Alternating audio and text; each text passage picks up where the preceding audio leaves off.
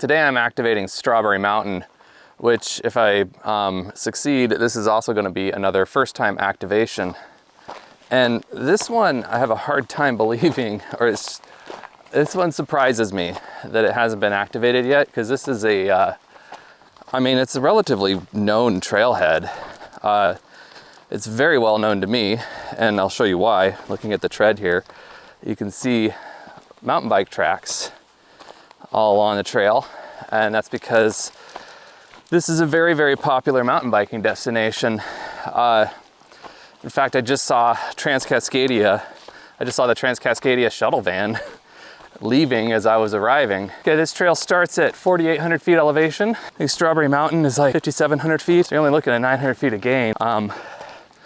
Although I already know ahead of time, having done this trail, that there will be undulation. So the trail will go down. It starts really, really steep here at the beginning, and that ends relatively quickly. And then it goes down for a while, and then it'll go up. So I'll come in final numbers at the end of the video, but expect more than 900 feet. You should expect more than 900 feet of elevation gain out of this hike. So don't go in expecting the raw numbers. I would guess it'll probably equal out to more like 1,200 by the time I'm done. Since this one's a relatively short hike and it's a first time activation, I want to take all the steps necessary to ensure success. So with that in mind, this is going to be another FT-891 100 watt single sideband activation, supposed to include as many chasers as possible, just ensure success. Also, if I need to, I can not QSY. If I need to, I can respot parks on the air because I'm in the Gifford Pinchot National Forest, and I can rake in contacts that way. Although with the SOTA camp out going on in Southern Oregon here, I don't anticipate having any trouble. Hopefully there'll be people monitoring 40 meters. Today might be the kind of day that I actually start out on 40. It's weird to be in these woods without my mountain bike. In fact, I've literally never been here without a bike, not once. Here's another view I'd be remiss not to point out, and this is right where the real climbing starts on this. You'll have to actually do some climbing. All right, so I even pulled the GoPro out for this one because we're rounding the corner to a pretty, what I think is a pretty decent view. I mean, you can just see behind me, like, how gorgeous this whole area is. All blast zone from Mount St. Helens. And then if, as I round this corner, let me just turn around, and there you go. Just kind of give you an idea of what it is that we're looking at here. So if I could describe hiking in it, just imagine hiking on a giant bowl of Cocoa Puffs. And that's what it is. That's all right though, because I mean, the views are worth it. Just here on this flat table, cloud shadow out in the valley.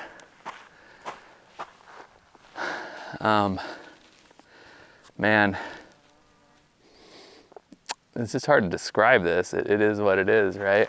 Still really unhappy with myself though about my forgetting my satellite communicator, forgetting my HT, forgetting my trekking poles.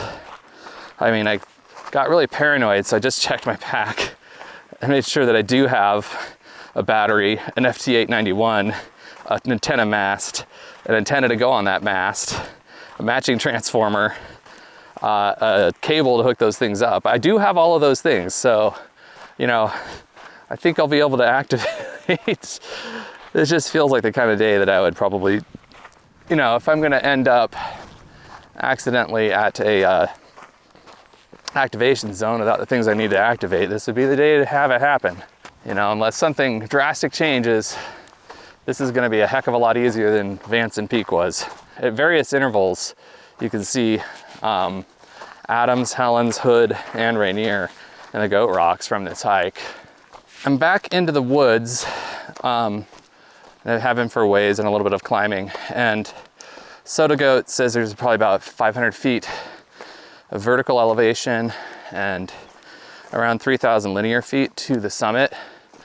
And it's at this point again, just based on what I know about this trail, that I'm gonna need to start paying close attention to where the trail is gonna start descending back all the way to the bottom, because I'm going to need to peel off the trail to the right and start bushwhacking soon, because the trail does not go to the top of Strawberry Mountain. The trail skirts it and cuts off about 300 feet below the summit. All right, I've been rounding this mountain a little bit and kind of now, you know, like going past the summit a little bit, looking for a good place to start the bushwhack, because it almost cliffs out to the right of the trail. But it looks like it's not gonna get any easier, so I've dropped a pin right here, and I'm gonna head up this very, very steep trail. I mean, no time like the present. Let's see what SOTA Goat says for where I'm at. Yeah, it says I'm 911 feet from the summit with about 295 feet of elevation remaining, and it's kind of back toward the direction I came from. So I'm just gonna start going up this hill, which I really wish I'd brought my trekking poles now, because this is not ideal, but here we go. At least the soil is mostly held in place. I'm gonna hope that I don't come across any, I don't know, cougar dens or bear dens or wolverines or kingfishers or feral humans, you know, whatever it is one might find traipsing about off trail in the woods, I'm more likely to find as I'm off trail. So yeah, I knew this would be part of it, and it's not easy. There's no like easy trail up to the top here. Not that I can see, not even a game trail really.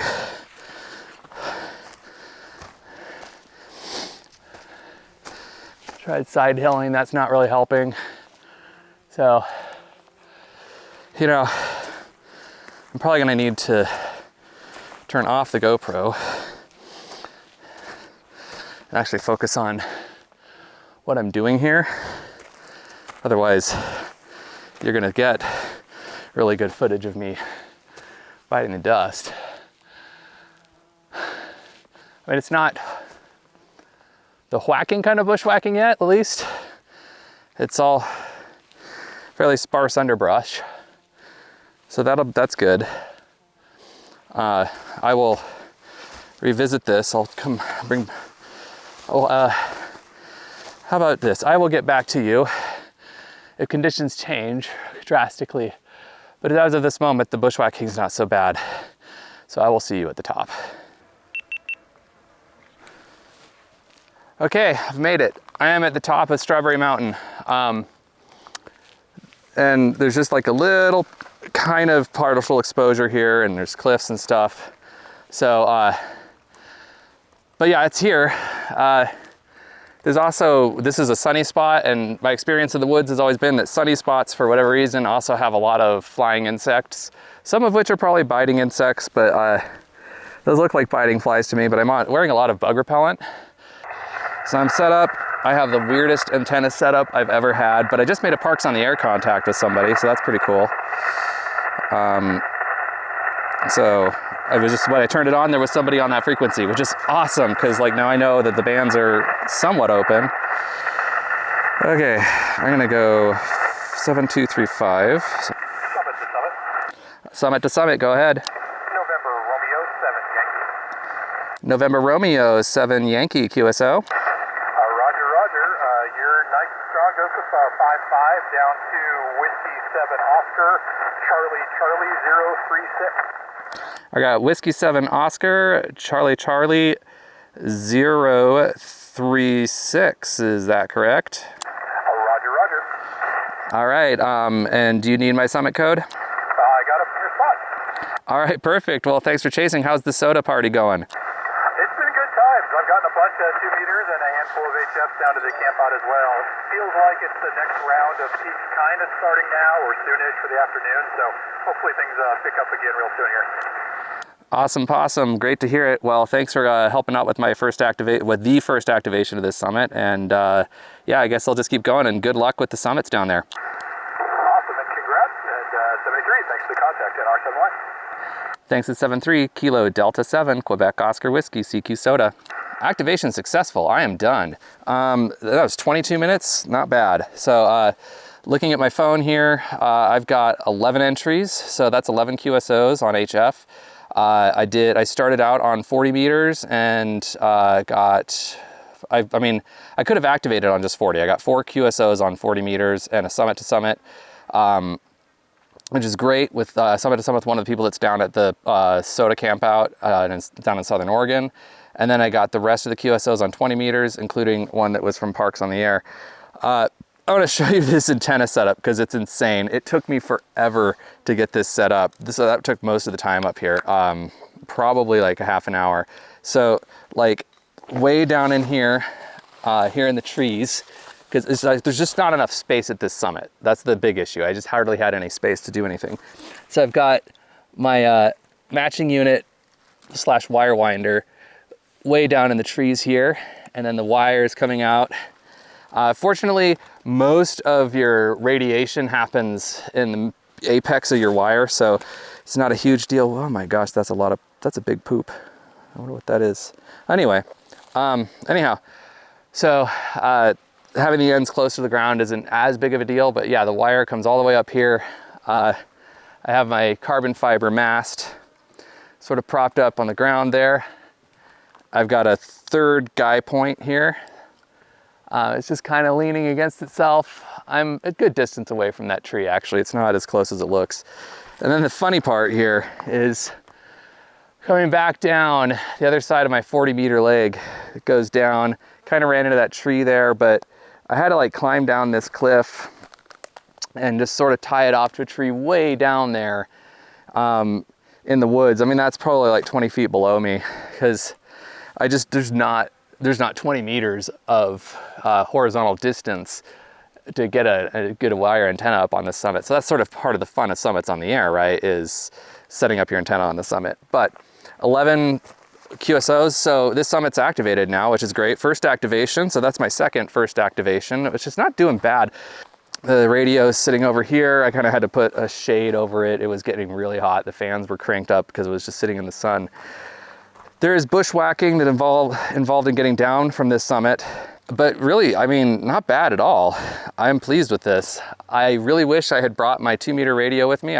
I forgot it. It was by no intention. I suspect where I'm at, I might have been able to eke out like 1 or 2 VHF contacts, either down into Randall or Morton or over into probably Tacoma, and maybe some people that are just hanging around in the woods in the Gifford Pinchot National Forest. If I really wanted to be up here for another hour, I could probably spot myself on Parks on the Air, but I have my 11 QSOs and I'm entering it on my phone. That's no fun. I don't want to be up here for an hour, but band conditions seem pretty acceptable today. All right, the hike is done, and overall, it was 6.5 miles or 6.2 miles and 1,100 feet of climbing, 1,100 feet of elevation gain overall. So not too bad. I've got my car running back there to cool it down because it was sitting in the hot sunlight at 5,000 feet. So they get hot when they do that. But that was a successful activation. And now you know how long it is. So I'm tired. I'm going to get back to the car and going to get back home. So, yeah. Oh, yeah. What was the word I'm looking for? So, 7 threes, everyone. Get out there and go play with your radio.